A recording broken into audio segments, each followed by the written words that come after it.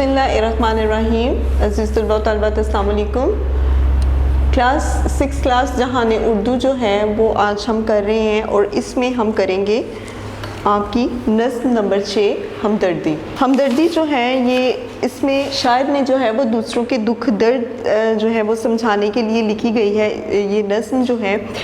और दूसरी बात ये है कि इसमें जो है जो इंसान के ज़ाती ख़लात हैं उस पर भी बात की गई है, मनाज़िर फ़ितरत जो है उससे भी आगाह किया गया है। तो इसके शेरों की जो है अब हम तशरीह करते हैं। शेर नंबर 1, टहनी पे किसी शजर की तन्हा बुलबुल था कोई उदास बैठा। बुलबुल कौन? बुलबुल एक परिंदे का नाम है। तो शजर कहते हैं दरख्त को और तन्हा जो है वो अकेला। तो कहते हैं कि किसी दरख्त की जो टहनी है, जो शाख है, उसके ऊपर एक बुलबुल जो है वो बहुत ज़्यादा उदास बैठा था। कहता था कि रात सर पर आई, उड़ने चुगने में दिन गुजारा। यानी कि मैंने अपना सारा दिन जो है वो उड़ने चुगने में, अपने दाना जो है दाने की तलाश में, अपने रिज़्क़ की तलाश में मैंने सारा दिन गुजार दिया और मुझे इस बात का इल्म ही नहीं हुआ कि रात जो है वो मेरे सर पर आ गई, यानी कि बहुत करीब आ गई। पहुँचूँ किस तरह आशियाँ तक, हर चीज़ पे छा गया अंधेरा। आशियाँ तक यानी कि घर या घोंसला। तो वो कहते हैं कि मैं अपने घर तक, अपने घोंसले तक किस तरह पहुँचूँ, हर एक चीज़ पर जो है वो अंधेरा छाया हुआ है। सुनकर बुलबुल की आहुजारी। आहुजारी किससे कहते हैं? रोना धोना। तो बुलबुल का जो रोना धोना है, जो उसकी आहो बका है, उसको सुनकर जुगनू कोई पास ही से बोला। उसके करीब ही जो है वो एक जुगनू था। जुगनू किसे कहते हैं? एक छोटे से कीड़े का नाम है जिसे अल्लाह ताला की तरफ से जो है वो रोशनी इस तरह से है कि जब वो उड़ता है तो वो छोटी सी लाइट जो है वो उसके अंदर से निकलती है। तो वो कहते हैं कि उसकी बुलबुल की जो आहुजारी है, जो उसको रोना धोना है, वो सुनकर जो है पास उसके करीब ही एक जुगनू था। वो बोला, हाजिर हूँ मदद को जानो दिल से, कीड़ा हूँ अगरचे मैं ज़रा सा। यानी कि मैं तुम्हारी मदद के लिए जो है वो दिलो जान से हाजिर हूँ। बेशक मैं एक छोटा सा कीड़ा हूँ, लेकिन इसके बावजूद भी मैं तुम्हारी मदद करूँगा। क्या गम है जो रात है अंधेरी, मैं राह में रोशनी करूँगा।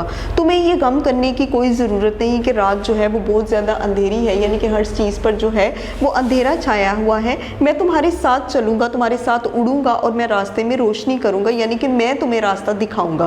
बेशक मैं एक छोटा सा कीड़ा हूँ। अल्लाह ने दी है मुझको मशल, चमका के मुझे दिया बनाया। तो मशल किसे कहते हैं? रोशनी को, लाइट को, चिराग को। तो वो कहते हैं कि अल्लाह ताला ने मुझे रोशनी दी है और मेरे अंदर ये जो चमक उसने पैदा की है, जो रोशनी पैदा की है, इसी को पैदा करने के बाद उसने मुझे एक छोटा सा दिया यानी कि एक चिराग बना दिया है लोग वहीं जहां में अच्छे आते हैं जो काम दूसरों के। तो फिर इसमें जो है वो जुगनू कहता है कि वो लोग जो है इस दुनिया में, इस जहां में बहुत अच्छे होते हैं जो दूसरों के काम आते हैं, यानी कि मुश्किल वक्त में जो है वो दूसरों की मदद करते हैं। तो क्लास इस नज़्म के ज़रिए जो है वो बच्चों को बताया गया है कि आप बेशक छोटे से हैं, लेकिन इसके बावजूद भी आप दिलो जान से जो है वो दूसरों की मदद के लिए तैयार रहें। जिस हद तक भी आप दूसरों की मदद कर सकते हैं, आपको कोशिश करनी चाहिए कि आप मदद करें और आप इस चीज़ से, इस नेकी के इस काम से कभी भी पीछे ना हटें। तो क्लास अब जो है हम इसकी करने के बाद जो है इसकी मश्क की तरफ आते हैं। तो मश्क में हम लोग करेंगे सबसे पहले इसके सवालों जवाब करेंगे।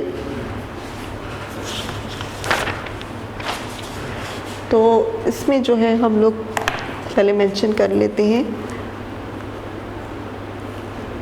नज़्म नंबर 6। क्या नाम था नज़्म का? हमदर्दी। जी, हमदर्दी। इसके सवालात के जवाबात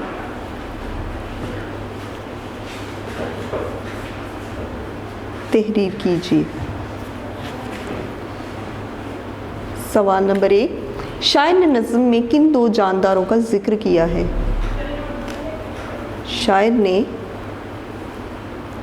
नज़्म में किन दो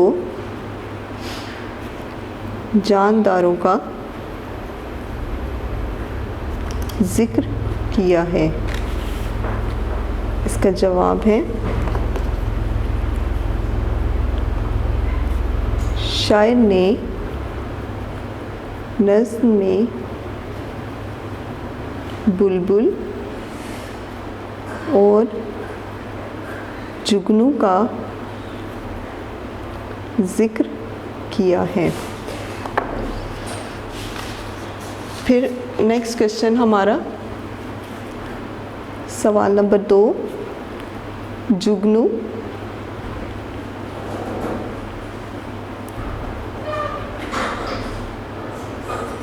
बुलबुल की मदद पर क्यों आमादा हुआ?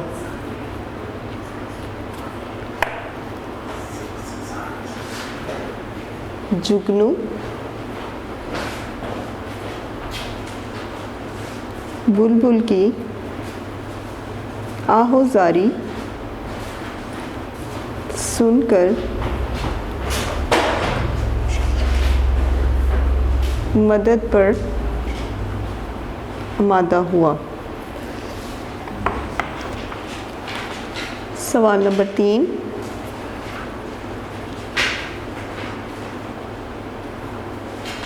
बुलबुल दरख्त पर क्यों उदास बैठा था?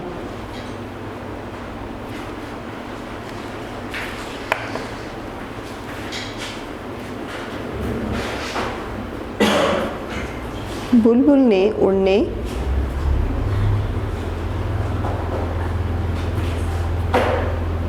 और चुगने में दिन गुजार दिया और अब रात सर पर थी। उससे फिक्र थी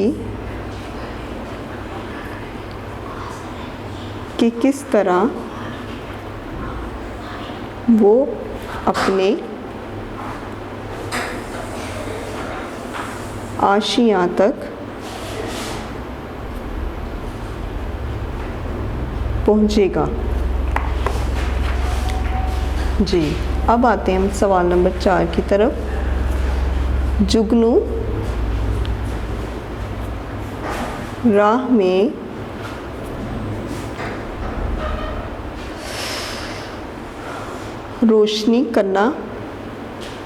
रोशनी क्यों करना चाहता था? जवाब,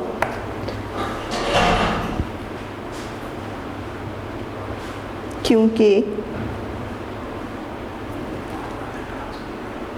अल्लाह ने जुगनू को रोशनी अता फरमाई थी।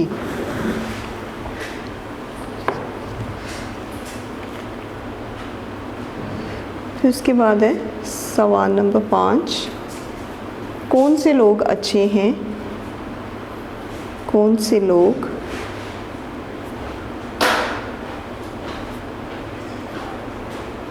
अच्छे हैं? जवाब,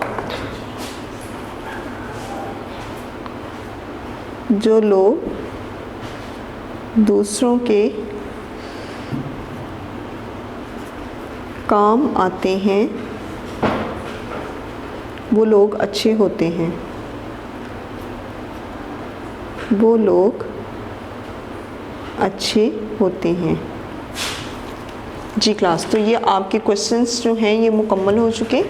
अब हम आते हैं नज़्म हमदर्दी के मुतल्लिक, मतन से मुतल्लिक नीचे दिए गए सवालात में से हर एक सवाल के सही जवाब पर टिक लगाएं। बुलबुल उदास बैठा था दरख्त पर, टहनी पर, शजर पर या शजर की टहनी पर? तो टहनी पर। अंधेरा छा गया था बुलबुल की आंखों पर, रास्ते पर, शजर पर, हर चीज़ पर। उड़ने चुगने में बुलबुल ने दिन गुजार दिया, कब वक्त ज़ाया किया कि वक्त का ख्याल न किया, को सब कुछ समझ लिया, गुजार दिया। बुलबुल के लिए अहम होना चाहिए था उड़ना चुगना, वक्त के मुताबिक उड़ना और चुगना। वक्त के मुताबिक उड़ना और चुगना, ये करेक्ट ऑप्शन है। दुनिया में अच्छे लोग वो हैं जो वक्त पर काम आते हैं, वक्त पर दूसरों की मदद करते हैं, अपना ख्याल रखते हैं या खाते पीते हैं। जो वक्त पर दूसरों की मदद करते हैं। जी, तो अब है शेर गौर से पढ़िए और सलीस नस्र बनाइए। जी, तो शेर क्या है? शेर है हाजिर हूँ मदद को जानो दिल से, कीड़ा हूँ अगरचे मैं ज़रा सा। मैं, इसकी नस्र होगी मैं दिलो जान से,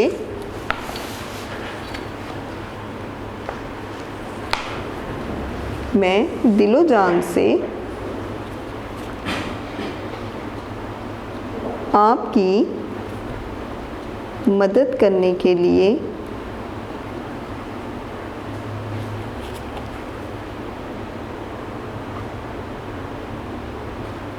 तैयार हूँ। बेशक मैं एक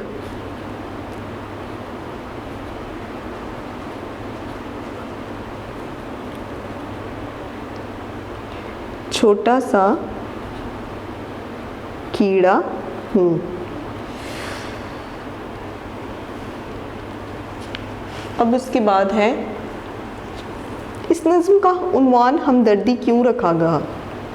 जी, क्योंकि इस नज़्म में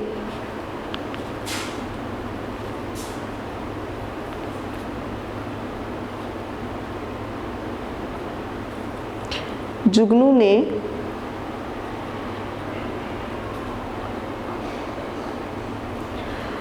बुलबुल के दुख में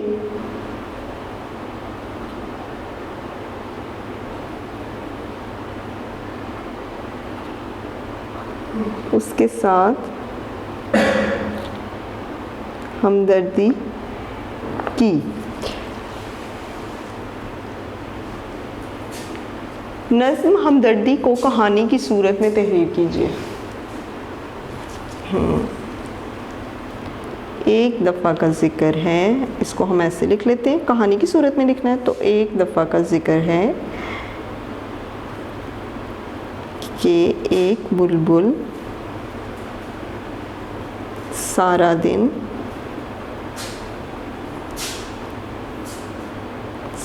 दिन दाने की तलाश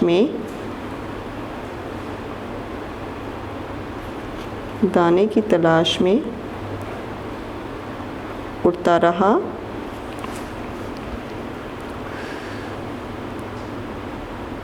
उसे वक्त के गुज़रने का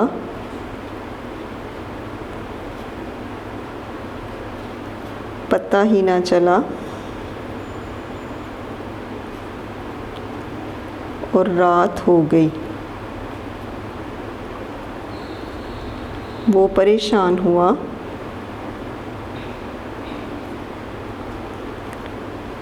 करीब ही एक जुगनू ने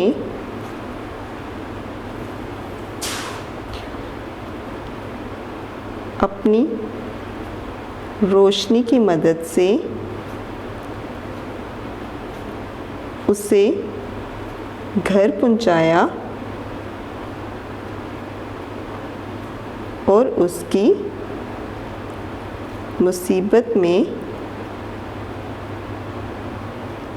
मदद की। जी क्लास, तो ये इस नज़्म को हमने कहानी की सूरत में जो है वो लिख दिया। 3 लाइनों में लिखने था, इसलिए बहुत छोटी सी जो है वो कहानी लिखी गई है। अब नज़्म दोबारा पढ़ें और वो शार अलग कर के लिखें जिनके आखिर में हम आवाज़ अल्फाज आते हैं। जी, तो हम आवाज़ अल्फाज कौन से हैं? टहनी पे किसी शजर की तन्हा बुलबुल था कोई उदास बैठा, कहता था कि रात सर पर आई।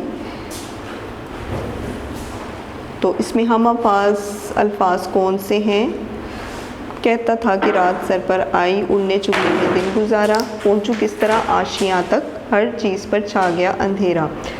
सुनकर बुलबुल की आहुजारी, जुगनू कोई पास ही से बोला, हाजिर हूँ मदद को जानो दिल से, कीड़ा हूँ गरचे मैं ज़रा सा। क्या गम है जो रात है अंधेरी, मैं राह में रोशनी करूँगा, अल्लाह ने दी है मुझको मशल, चमका के मुझे दिया बनाया है। लोग वहीं जहाँ में अच्छे आते हैं जो काम दूसरों के। इसमें तो हम आवाज़ अल्फाज चूँकि बहुत कम हैं, बल्कि कह लें कि बस एक ही शेर है जिसमें है टहनी पे किसी शजर की तन्हा, या फिर है लोग वहीं जहाँ में अच्छे आते हैं जो काम दूसरों के। सबसे लास्ट वाला जो शेर है ये इसका हम आवाज़ अल्फाज से मिलता है। तो क्लास आपकी जो है नज़्म हमदर्दी ये मुकम्मल हो चुकी है। अब हम आपका पढ़ते हैं नेक्स्ट सबक नंबर 7, पहाड़ों की मलिका मरी। सफ़ा नंबर 31 पे जो है वो आपका ये सबक है, इसकी रीडिंग करते हैं। शहर, कस्बे, गांव हो या मुल्क, अपने मोहल्ले, वकूअ और तारीख़ में किरदार के हवाले से जाने और पहचाने जाते हैं। इस्लामी जमहूरिया पाकिस्तान का हित्ता ज़मीन इन दोनों हवालों से मरूफ, मशहूर और मोतबर है। पाकिस्तान खूबसूरत और दिलकश तरीन तफरीही मुकामात से मालामाल है। मरी, जिसे पहाड़ों की मलिका या मलिका कोहसार के नाम से भी याद किया जाता है, पाकिस्तान के दिलकश सेहत अफ़ज़ा मुकामात में से एक है। ज़िला रावलपिंडी की शुमाल मशरिक में 1 से 1.5 घंटे की मुसाफत पर यह बैनुल-अक़वामी तौर पर मशहूर मुकाम सतह समंदर से 7,500 फीट की बुलंदी पर वाक़ है। अगर हम इस्लामाबाद से मरी जाएँ तो ट्रैट नामी मरूफ कस्बे से निकलते ही चीड़ और सनोबर के कद्दावर दरख्त बल खाती सड़क के साथ साथ सर उठाए सियाहों को खुशामदीद कहते हैं। मरी और एबटाबाद को मिलाने वाली सड़क के तवस्सत से हम अयूबिया, बाड़ा गली और नथिया गली के सेहर आफरीन मुकामात पर जा सकते हैं। ये शहर जंग आज़ादी 1857 ईस्वी से कबल ही फ़ौजी नुक्ता निगाह से अहमियत पा चुका था। इसकी ख़ास अहमियत इस सूबे के दाखिली रास्ते के धाने की बन गई थी, जो साबिक north west frontier province NWFP जो उर्फ आम में सूबे सरहद के नाम से मशहूर था। यहाँ अंग्रेज़ हुक्मरानों ने जंग आज़ादी से बहुत पहले छावनी कायम कर ली थी। गो कि ये महदूद थी। जंग आज़ादी में यहाँ के लोगों ने भी हुक्मरानों के ख़िलाफ़ अपने जज्बात का इजहार गुरीला जंग की सूरत में किया। पूरे मुल्क में आज़ादी पसंद नाकाम रहे तो हुक्मरानों ने हुर्रियत पसंदों को पकड़कर शदीद नौयत की सज़ाएँ दी। इनमें कैद बामुशक्कत मुल्क बददरी और सज़ाए मौत शामिल थी। मरी के मुजाहिदीन को तोप के मुंह पर बांध कर उड़ाया गया। इस सज़ा को तोप दम का नाम दिया जाता है। वतन अज़ीज़ के इन फर्जंदों की कब्रें बाग़ शहीदा मरी में हैं। मरी आने वाले लोग बाग़ शहीदा जाकर उनके लिए दुआए मग़फ़िरत और खराज तहसीन पेश करते हैं। अपने शानदार आज़ादी हाँ माजी की वजह से अहलियाने मरियो गलियात ने तहरीक पाकिस्तान में भी बेमिसाल किरदार अदा किया। 1947 ईस्वी में हज़रत कायद आज़म और मुहतरमा फ़ातिमा जना कश्मीर तशरीफ़ ले गए। कश्मीर से वापसी पर आप मरी पहुँचे। मरी के जनरल पोस्ट ऑफिस GPO चौक में अहलियाने मरियो गलियात जो हैं वो जमा थे।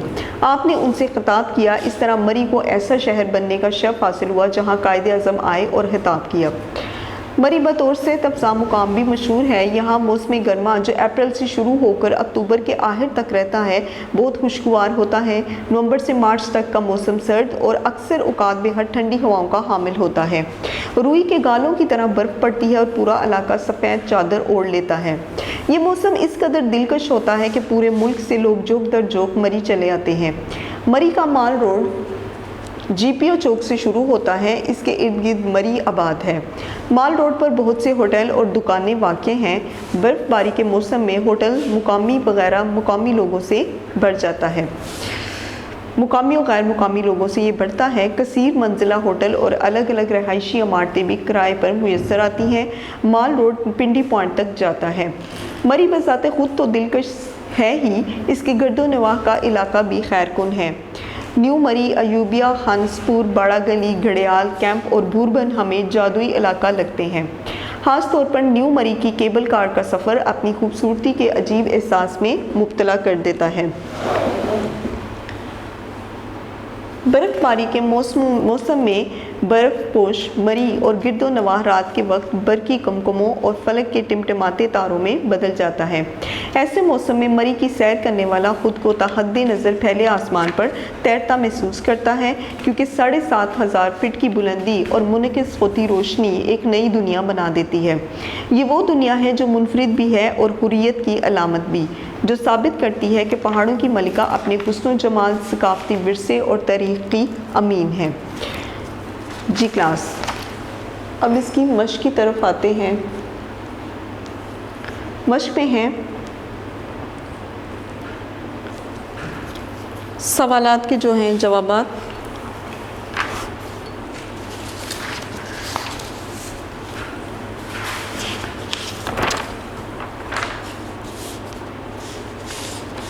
सबक नंबर 7।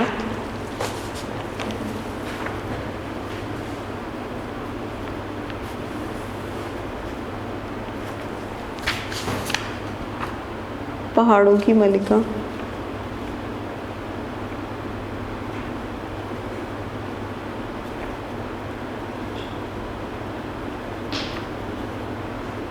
मरी। मरी को पहाड़ों की मलिका कहा जाता है। इसके सवालात के जवाबात दीजिए। सवाल नंबर 1, कस्बे, गांव, शहर क्यों मशहूर होते हैं? कस्बे, गांव, शहर क्यों मशहूर होते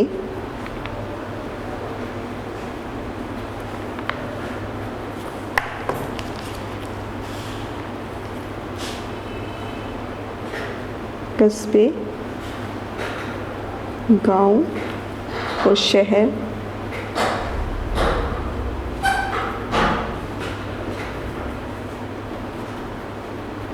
अपने मोहल्ले, वकूअ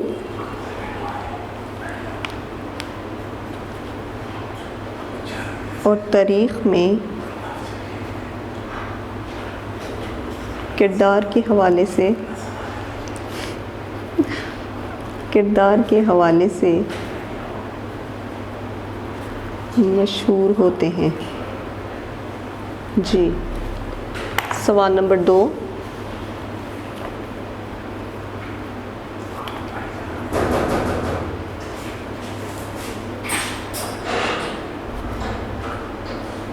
मरी सतह समंदर से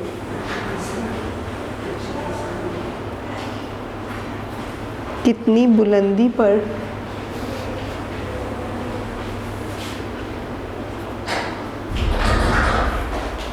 वाक़ है? जवाब,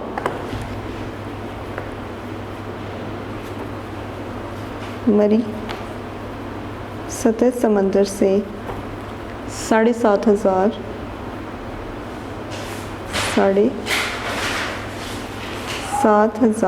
फीट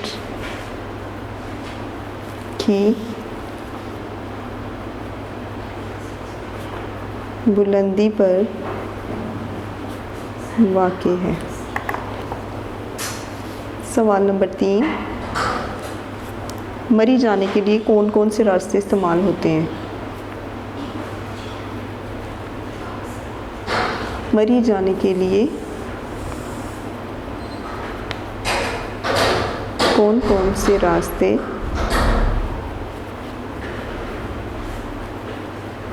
इस्तेमाल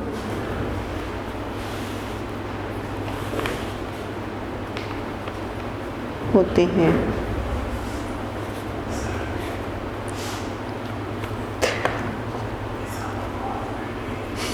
रावलपिंडी, इस्लामाबाद और त्रेट के रास्ते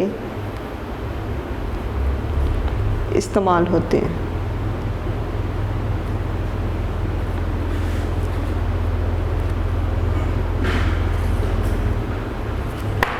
सवाल नंबर 4,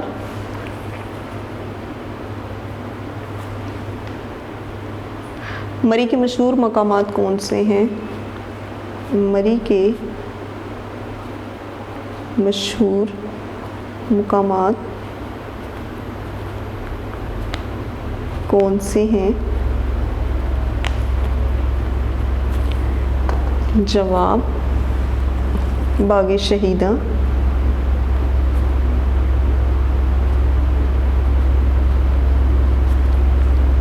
माल रोड,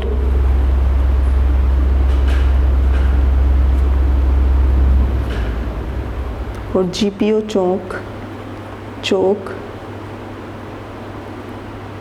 मरी के मशहूर मुकामात हैं।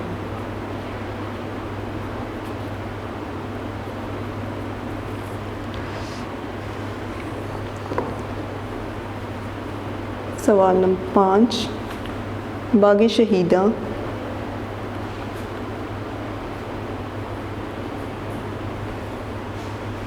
मरी क्यों मशहूर है?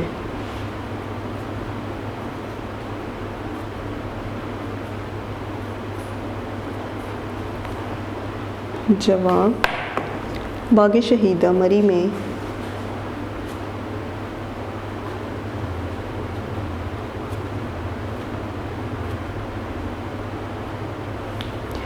जंग आज़ादी में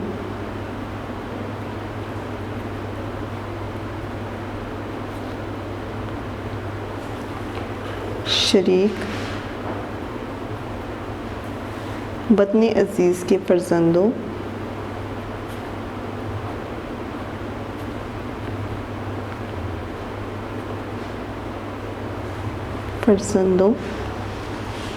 की कब्रें मौजूद हैं।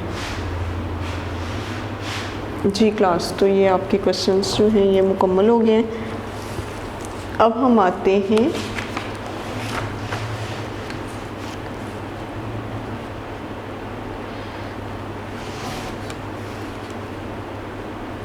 सबक पहाड़ों की मलिका से वाबस्ता नीचे दिए गए हर सवाल के जवाबात में से सही तरीन पर दुरुस्त का निशान लगाएं।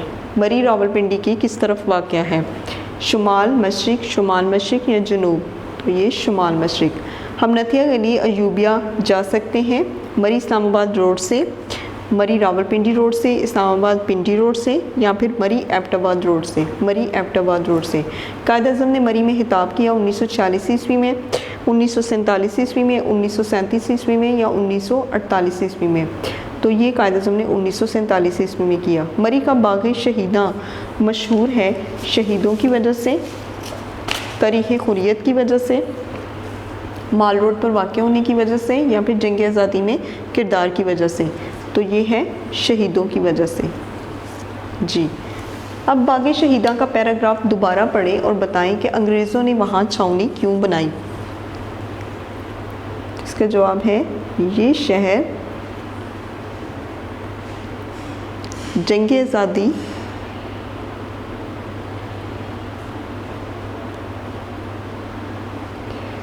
अठारह सौ 57 ईस्वी से कब्ल ही फौजी नुक्ता निगाह से अहमियत पा चुका था। हुर्रियत पसंदों को कौन कौन सी सज़ा दी गई? कैद बामुशक्कत, फिर उसके बाद है मुल्क बदरी यानी कि मुल्क से निकाल देना, और सज़ाए मौत की सज़ा दी गई, और सज़ाए मौत की सज़ा दी गई। फिर मरी के आज़ाद पसंदों को क्या सज़ा दी गई?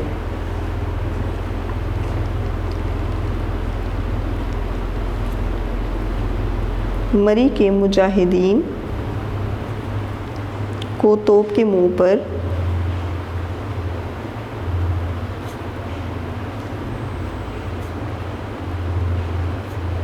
बांधकर उड़ा दिया गया।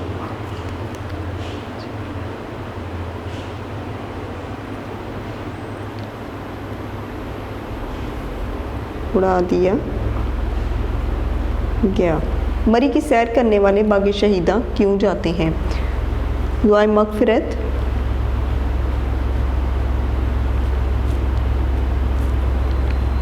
और शुहदा को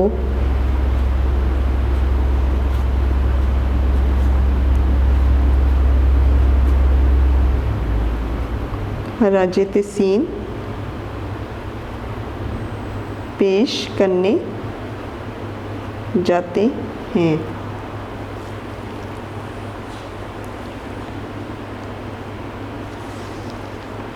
जी, अब आते हैं हम इसके नीचे दिए गए अल्फाज से ऐसे जुमले बनाएं और उनके मफ़हूम वाज़ेह हो जाए। यानी कि सेहत अफ़ज़ा, मरी, पाकिस्तान के सेहत अफ़ज़ा मुकामात में से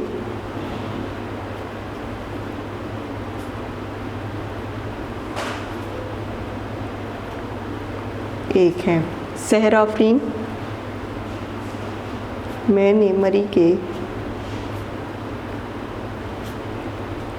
सहर आफरीन मनाजिर देखे। नुक्तागा, मरी फौजी नुक्ता निगाह से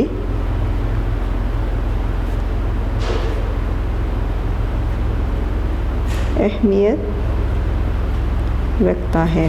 हुर्रियत,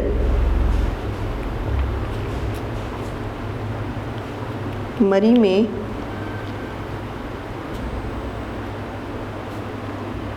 हुर्रियत पसंद लोगों को कत्ल किया गया। शर्फ, हमें ये शर्फ हासिल है कि हम आप सल्लल्लाहु अलैहि वसल्लम की उम्मत से हैं। जोक दर जोक, सर्दियों के मौसम में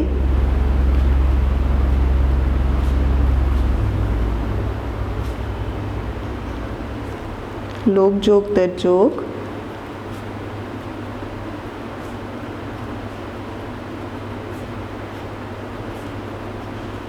मरी आते हैं। जी क्लास, तो ये आपका मुकम्मल हो चुका। अब हम आपका अगला सबक पढ़ते हैं, सबक नंबर 8, सफ़रनामे, जो कि सफ़ा नंबर 36 पर है।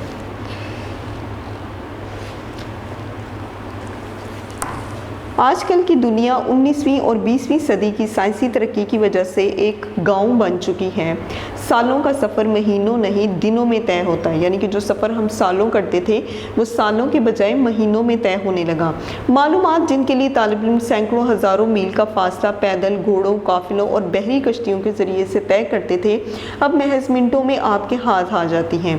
जो मशहूर जगह देखने के लिए आप लाखों जतन करते थे वो फ़ी ज़माना तरक्की के सबब आपके मोबाइल फ़ोन पर दस्तयाब है, लेकिन उनके लिए माजी में खास कोशिश और तगोदू की ज़रूरत होती थी। शाह और शाह के खसूसी लोग दूसरे ममालिक की सकाफत और सियासत के बारे में मालूमात चाहते थे। ये तमाम तर मालूमात ऐसे लोग बहम पहुँचाते थे जो इन ममालिक में अशाए खुर्दोनोश और पार्चा जात की तजारत करने आते और मालूमात को अपनी तहरीर में जिंदाई जवेद बना देते थे। इब्ने बतूता बर्बरी कबीले लवाता का नौजवान था। इसका नाम शमसुद्दीन अबू अब्दुल्ला है। इब्ने बतूता मराकश के शहर तंजा और अपने कबीले लवाता की निस्बत से इलवाती अल तबही में भी कहलाया, अलवाती अल तंजी भी कहलाया, क्योंकि इसके बड़े बुजुर्ग यूसुफ कबीला लवाता और शहर तंजा से थे। इब्ने बतूता को दुनिया देखने और इल्म हासिल करने का शौक़ था। उसने इसी शौक़ में 28 साल मुख्तलिफ ममालिक का सफ़र किया और 75,000 मील इलाके की सियाहत की। हम हर रोज़ सफ़र करते हैं, मगर स्याह इलाकों का सफ़र इनकी सकाफ़त और सियासत, सनत और हरफत और तहज़ीब व तमद्दुन का मुताला करने के लिए करता है। इब्ने बतूता 1325 ईस्वी में घर से हज की नीयत से निकला और फिर 24 बरस बाद 1349 ईस्वी में घर वापस लौटा। फिर वो भी अपनी वालदा के हयात होने की खबर मिलने पर। बाद उसने एक बार फिर सफ़र का आगाज़ किया और 1354 ईस्वी में वापस मराकश आया। इस दौरान में उसने 4 बार हज की सादत भी हासिल की। इब्ने बतूता ने अपने सफ़री तजर्बात और इलाकाई मुशाहदात एक आलिम इब्ने जज़ीउल कल्बी को लिखवाए। उसने अपनी इब्ने बतूता के अहवाल सफ़रनामा बड़ी मेहनत से मुरतब की और किताबी शक्ल दी। इब्ने हिज़ी की कलमी तहरीर का एक हिस्सा फ्रांस के कौमी किताबखाने पेरिस में महफूज है। इब्ने बतूता ने शाम, फ़लस्तीन, इराक, ईरान, जनूबी अफ्रीका, मशरक़ी अफ्रीका, मिस्र, एशियाई कोचक क्रीमिया, कुस्तुनतुनिया, बुहारा, अफ़गानिस्तान, हिंदुस्तान, मालदीव, लंका, मालाबार और चीन वगैरह की सियाहत की। 19वीं सदी में इब्ने बतूता के सफ़रनामे से यूरोप इस वक्त आगाह हुआ जब वहाँ इसकी अरबी ज़ुबान में तलहीस पहुँची।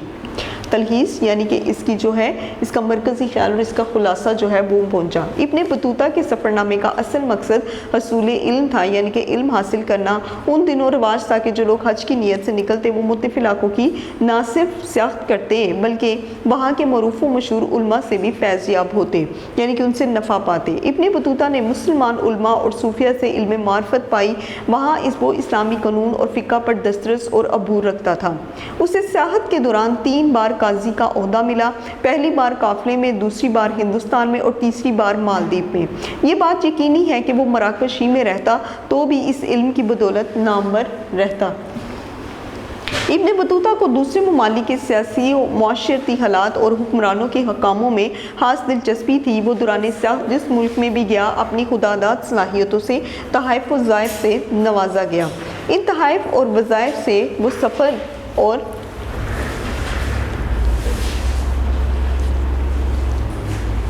और हुर्दोनोश का हर्ज चलाता रहा। इस हर्ज में उसके साथियों का हर्ज भी शामिल होता था। इब्ने बतूता ने सल्तनत दिल्ली के मशहूर हुक्मरान सुल्तान मोहम्मद तुगलक की फराह दिली का खूब जिक्र किया है। सफ़रनामा तहरीर करवाने का इसका मकसद अपने आप की शख्सियत उजागर करना न था, बल्कि दुनिया के मुख्तलिफ हित्तों के अहम वाक़यात और हैरत अंगेज़ चीज़ों को रोशनास करवाना था। वो इलाकाई सकाफ़त को बड़ी गहरी नज़र से देखता है। पैदाइश, शादी ब्याह, मौत, रहन सहन और हुर्दोनोश से मुतल्लिक़ अशिया की मालूमात देता है। अगर हिंदुस्तान के पलंग का जिक्र करता है तो चीन के ईंधन भी बयान करता है। क्रीमिया की गाड़ियों और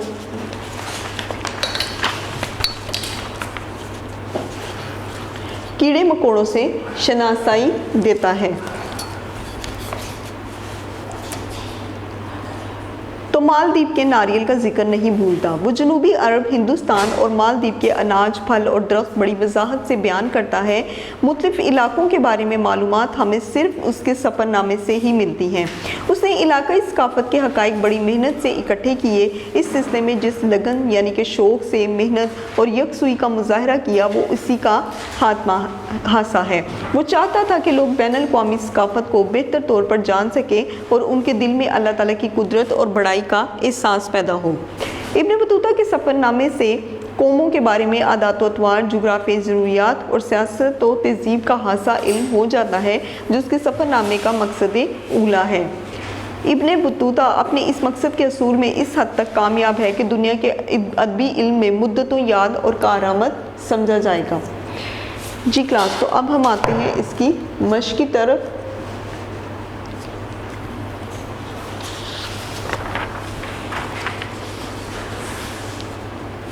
मश्क पे हम करते हैं इसके सवालात।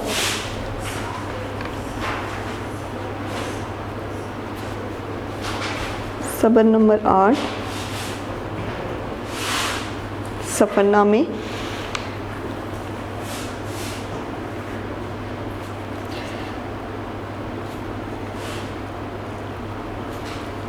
सवालात के जवाबात दीजिए। सवाल नंबर 1, इब्ने बतूता की निस्बत किस कबीले और शहर से थी?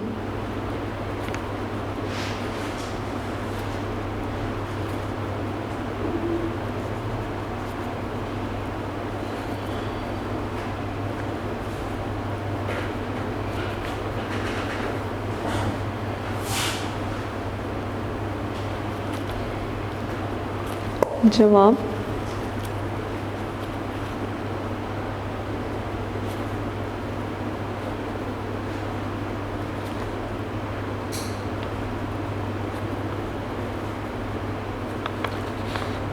इब्ने बतूता की निस्बत लवाता कबीले और मराकश के शहर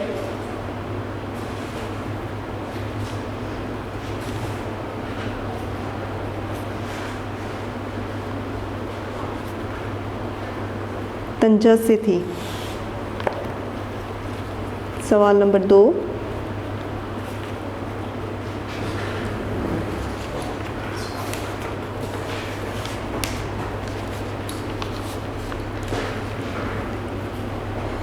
कौन लोग अपनी याददाश्तों को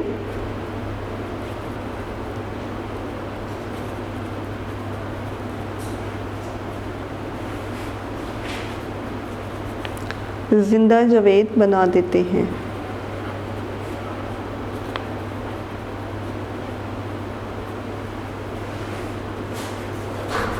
जवाब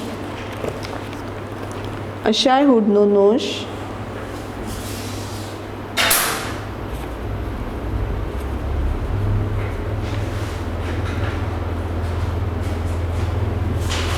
और पाचा जात की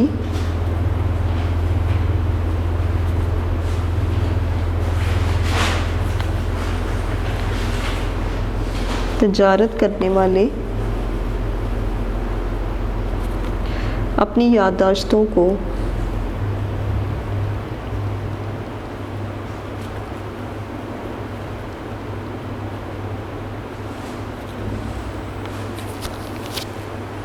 जिंदा जावेद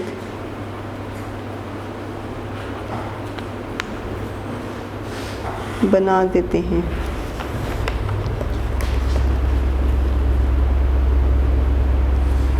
सवाल नंबर 3, स्याह क्या काम करता है?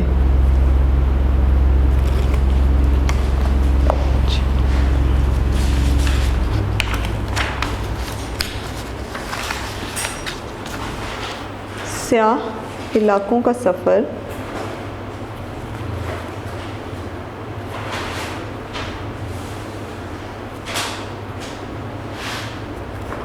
इनकी सकाफ़त सियाहत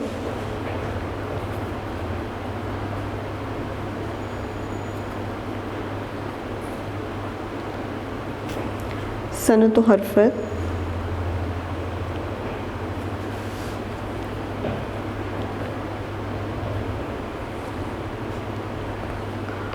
और तहज़ीब व तमद्दुन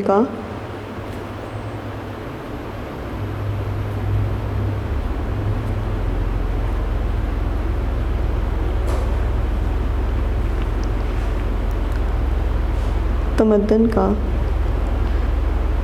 मुतालिया करता है।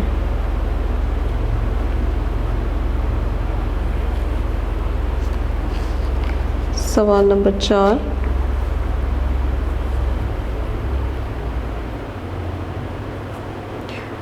इब्ने बतूता ने कुल कितने बर्स सियाहत की?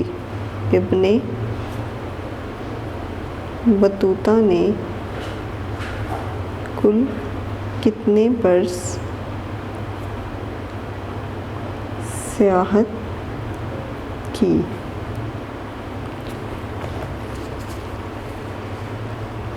इब्ने बतूता ने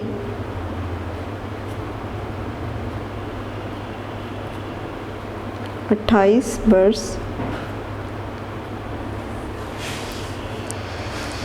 सियाहत की।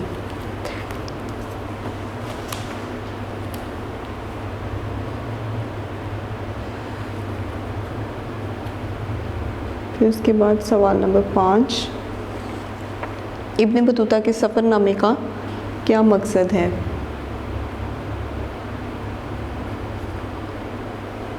इब्ने बतूता के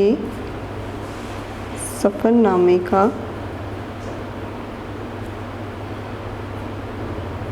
क्या मकसद है?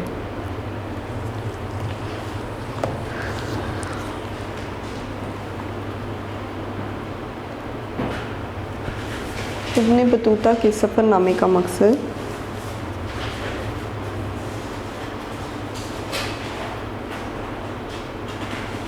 हसूल इल्म था।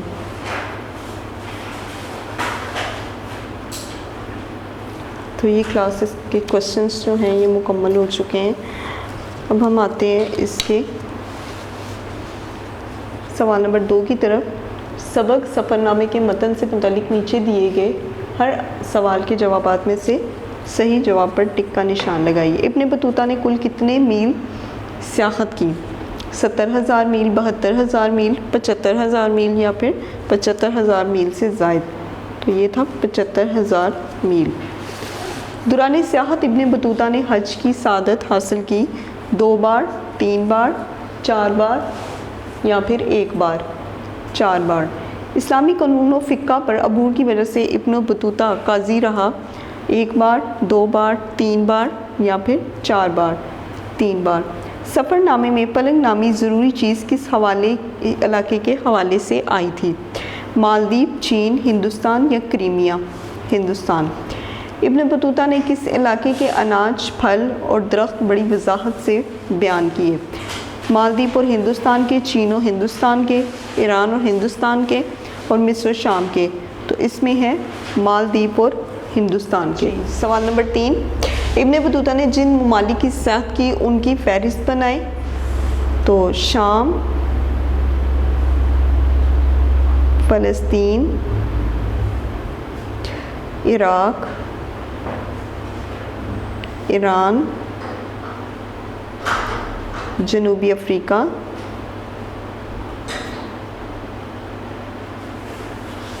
मशरक़ी अफ्रीका,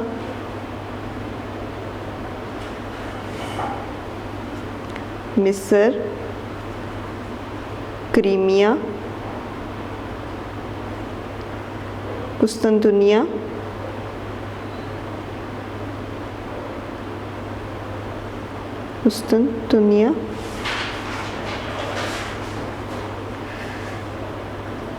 अफ़गानिस्तान वगैरह। तो ये कुछ ममालिक हैं जिन ममालिक की उसने जो है वो सियाहत की। अब सफ़रनामे का पैराग्राफ इब्न बतूता को दूसरे ममालिक की सियासी डैश और बड़ाई का एहसास पैदा हो सके पढ़ें और इसका खुलासा लिखें। तो इसमें ये पैराग्राफ है जो कि आपका सफ़ा नंबर 37 पर है कि इब्न बतूता को दूसरे ममालिक के सियासी और माशरती हुक्मरानों के कामों में खास दिलचस्पी थी और वो दौरान सफ़र जो है वो अपनी खुदादाद सलाहियतों से जो है वो बहुत ज़्यादा तोहफ़े तोहफ़ भी वसूल करता था। यानी कि उन हुक्मरानों की जो है वो ज़िंदगियों के बारे में लिखता और फिर उनसे जो है वो जवाबन ताइफ भी वसूल करता था। तोहफ़े तोहफ़ से वो सफ़र हुर्दोनोश का खर्च चलाता, जो उसे तोहफ़े मिलते वो उससे अपने सफ़र का खर्चा जो है वो चलाता।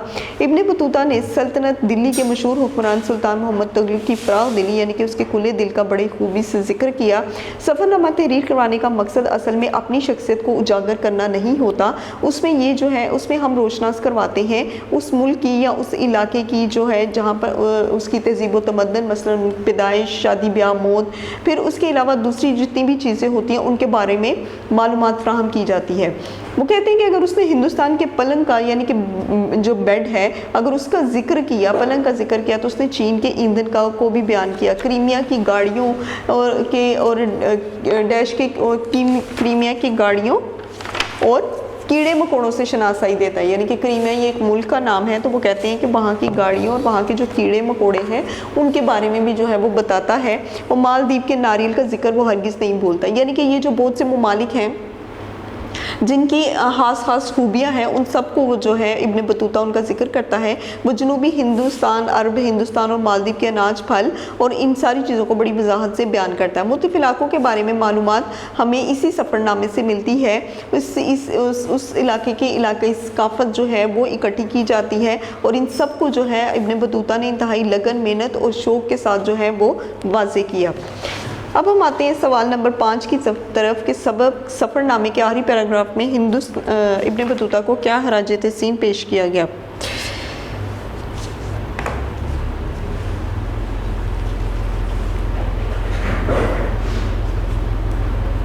इब्न बतूता के सफ़रनामे को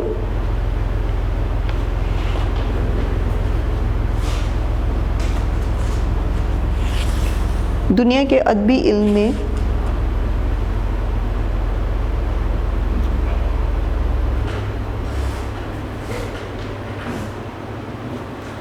मुद्दतों याद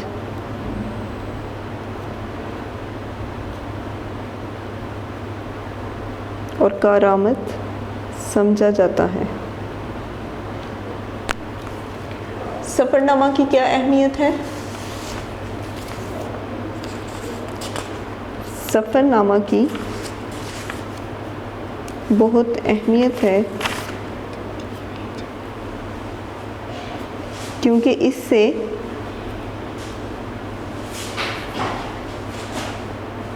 हमें मुल्क की तहज़ीब व सकाफ़त का पता चलता है।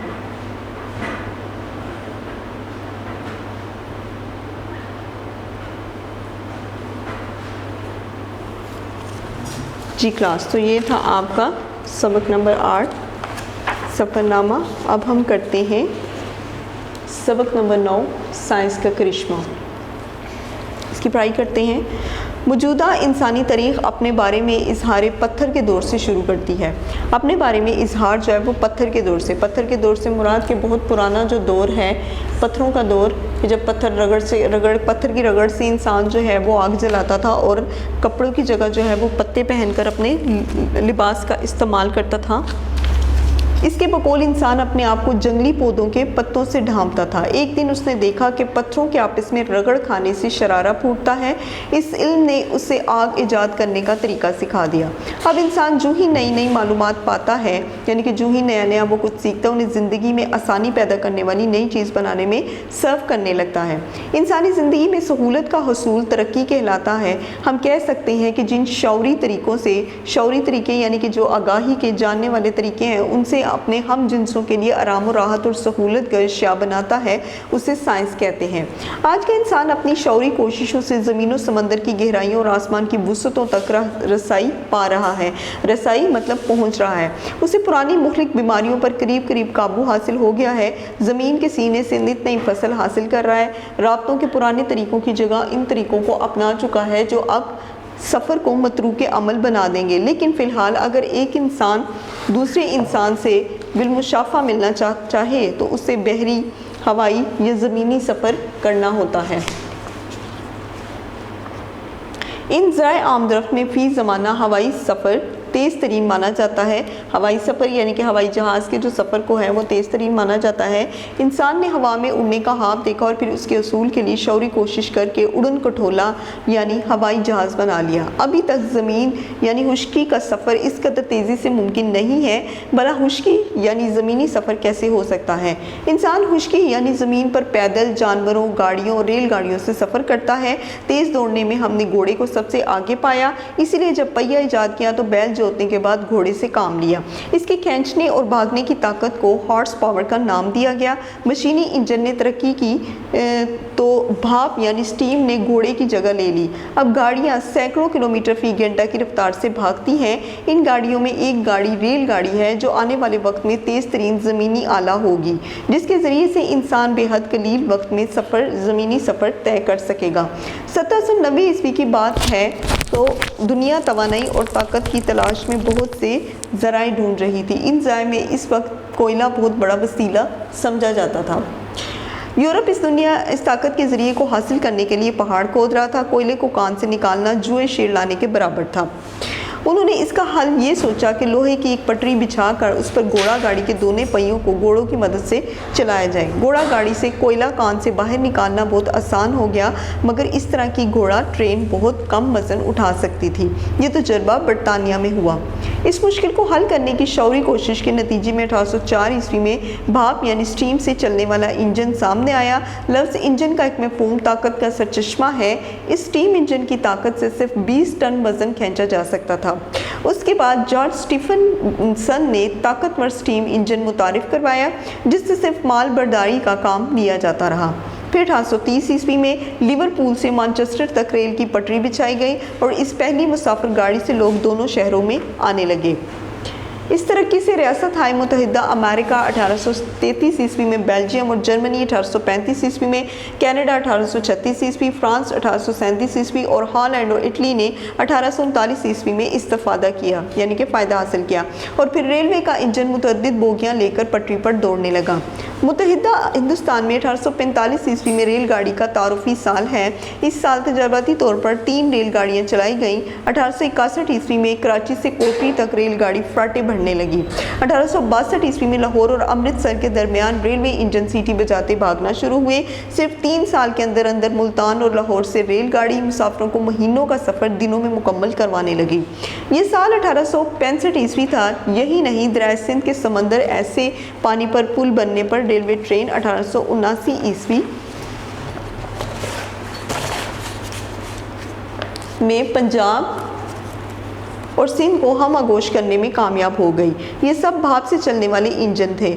वक्त गुजरने और मालूमात में इजाफे से रेलवे इंजन की कारकर्दगी में इजाफा होता गया, इसकी रफ्तार बढ़ती गई। इस वक्त जापान दुनिया के तेज़ तरीन रेलवे नेटवर्क्स का मालिक है। जापान ने जदीद रेलवे ट्रैक पर 270 किलोमीटर फी घंटा रफ्तार से रेलगाड़ी चलाकर आलमी रिकॉर्ड कायम किया। फिर तेज़ तरीन रेलवे निज़ाम को मज़ीद बेहतर करके मागिलो ट्रेन मुतारिफ करवाई गई, जो 590 किलोमीटर फ़ी घंटा की रफ्तार से सफ़र तय करती है। बाद में इस ट्रेन ने 603 किलोमीटर फ़ी घंटा की रफ्तार से सफ़र करके फ़ी घंटा रफ्तार का अपना रिकॉर्ड तोड़ दिया। ये रेलगाड़ी बिजली की मदद से चार्ज शुदा मकनातीसों से मुतहर्रिक रहती है।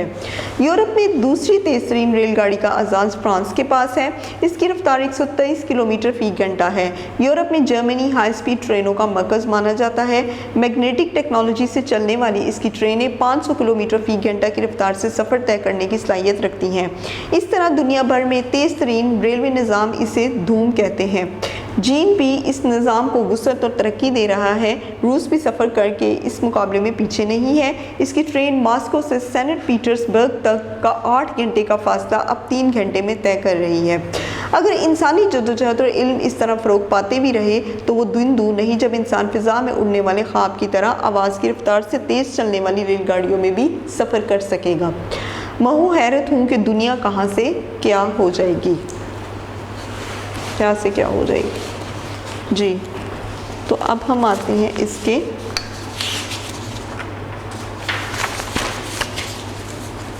खुलासा की तरफ।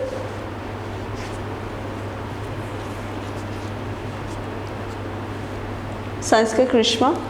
इंसान पहले अपने आप को ढांपने के लिए जंगी पौधों और जंगी, तो यहाँ पर जंगी की जगह जंगली पौधों और पत्तों का सहारा लिया करता था, यानी कि लिबास के लिए कपड़ा दस्तयाब नहीं था, जंगली पौधों और पत्तों का सहारा लिया करता था। एक दिन उसने पत्थरों को आपस में रगड़ खाने से एक शोला निकलता हुआ देखा। इससे उसने आग ईजाद करने का तरीका सीखा। इंसान जिस तरह मालूमात पाता गया, यानी कि जैसे जैसे उसे नई नई मालूमात मिली, नई खबरें मिली, इंसान ज़रूरियात की नई नई चीज़ें पैदा होती गई और इस सहूलत का हसूल तरक्की कहलाता है। जैसे जैसे आप अपनी ज़रूरत की चीज़ें ईजाद करते हैं वैसे वैसे आप उसको तरक्की का नाम देते हैं। आज इंसान अपनी कोशिशों से ज़मीनों समंदर की गहराइयों और आसमान की वुसअतों तक, यानी कि आसमान की गहराई आसमान तक जो है वो फैला हुआ है। बीमारियों पर काबू और नई फसलें उगा रहा है। सफ़र करके पुराने तरीक़ों की जगह अब जदीद तरीक़ों ने ले ली है। लेकिन आज भी इंसान को एक दूसरे से मिलना हो तो उससे बहरी या हवाई सफ़र करना होता है। बहरी यानी कि समंदरी और हवाई सफ़र जो है वो करता है। मौजूदा दौर में हवाई सफ़र सबसे ज़्यादा तेज़ है। ये इंसान की कोशिशों का नतीजा है कि उसने उड़न खटोला यानी हवाई जहाज़ बना दिया। तो यहाँ पर हवाई जहाज़ को उड़न खटोला का नाम दिया है। इंसान ज़मीन पर पैदल, जानवरों, गाड़ियों और रेलगाड़ियों में सफ़र करता है। इंसान बहुत से तरीक़ों से सफ़र करता है, जिसमें पैदल सफ़र करना है, जानवरों के ज़रिए भी वो सफ़र करता है, जैसे कि सहरा में जो है वो ऊँट का इस्तेमाल किया जाता है। रेलगाड़ियों के ज़रिए भी वो सफ़र करता है। पहले घोड़ा तेज़ भागता था, बाद में पहिए की ईजाद के बाद बैल की बजाय घोड़े ने जगह ले ली, जिसे हॉर्स पावर का नाम भी दिया गया। फिर मशीनी इंजन ने घोड़े की जगह ले ली और गाड़ियाँ आईं। 1790 ईस्वी में दुनिया तवानाई और ताकत की तलाश में थी, यानी कि 1790 ईस्वी का दौर था जब दुनिया जो है तवानाई और ताकत की तलाश में थी और इस वक्त कोयले को बहुत ज़्यादा अहमियत हासिल थी। सबसे पहले बरतानिया ने घोड़ा गाड़ी की मदद से कोयला कान से बाहर निकाला। 1804 में स्टीम से चलने वाला इंजन ईजाद हुआ, इससे 20 टन वजन खींचा जा सकता था। 1830 में लिवरपूल से मैनचेस्टर तक रेल की पटरी बिछाई गई और लोग दिनों शहरों में आने जाने लगे। हिंदुस्तान में 1845 ईस्वी में रेलगाड़ी मुतारिफ हुई और 3 साल के अंदर मुल्तान और लाहौर से ट्रेन आने जाने लगी। 1889 ईस्वी में पंजाब और सिंध में भी ट्रेन की आमदरफ्त जो है वो तेज़ शुरू हो गई। मौजूदा दौर में जापान तेज़ तरीन रेलवे नेटवर्क्स का मालिक है। इसके अलावा फ्रांस और रूस ने भी बहुत तरक्की की और ये रेलगाड़ियाँ बिजली की मदद से चार्ज शुदा मकनातीसों से चलती रहती हैं। जी क्लास, तो ये था आपका खुलासा। अब हम आते हैं इसके मुख्तसर सवालात की तरफ।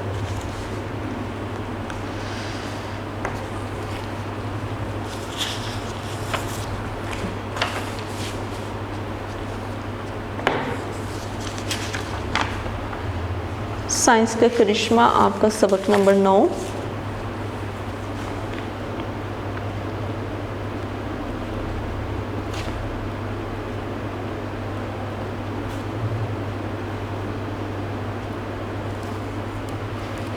सवाल नंबर 1,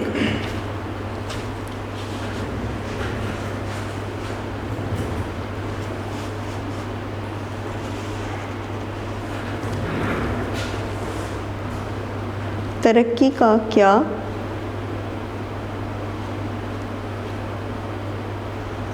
मफ़हूम है?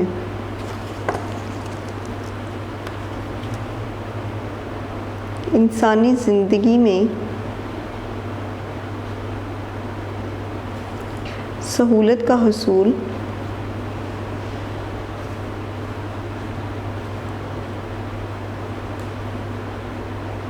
तरक्की कहलाता है।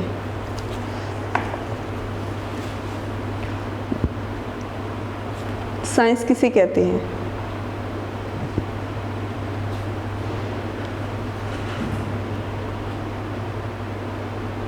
सवाल नंबर 2, साइंस किसे कहते हैं? जिन शौरी तरीक़ों से, जवाब है जिन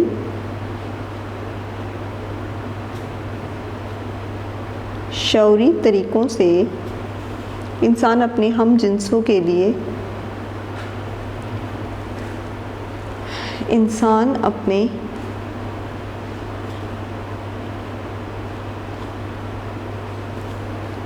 हम जिन्सों के लिए आराम और राहत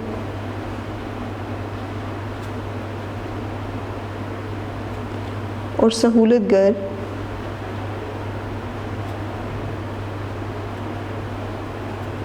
अशिया बनाता है,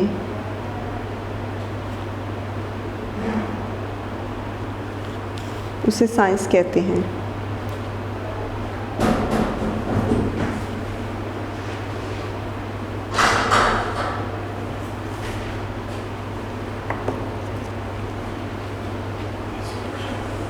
सवाल नंबर 3, तेज़ तरीन सफरी ज़रिया कौन सा है?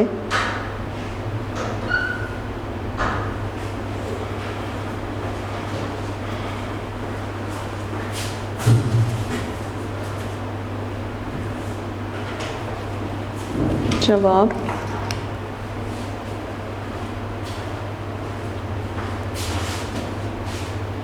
तेज़ तरीन सफरी ज़रिया हवाई जहाज़ है।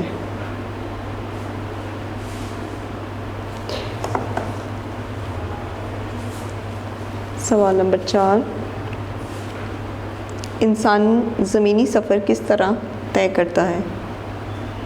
इंसान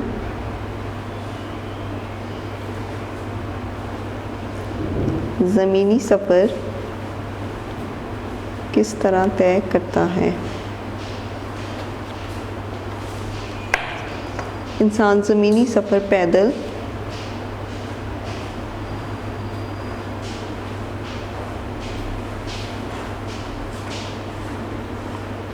पैदल, जानवरों, गाड़ियों,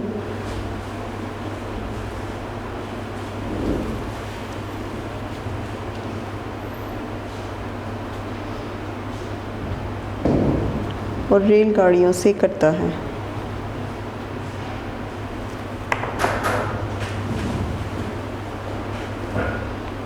सवाल नंबर 5, हॉर्स पावर किसे कहते हैं?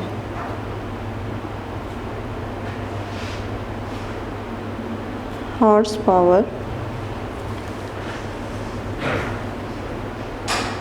किसे कहते हैं?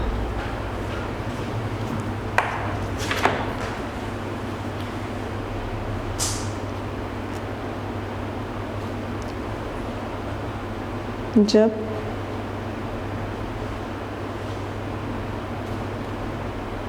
पहिया ईजाद हुआ तो बैल जोतने के बाद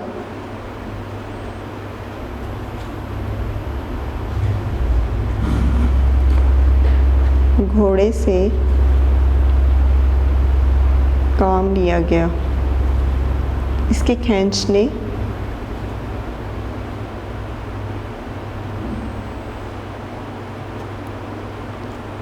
और भागने की ताकत को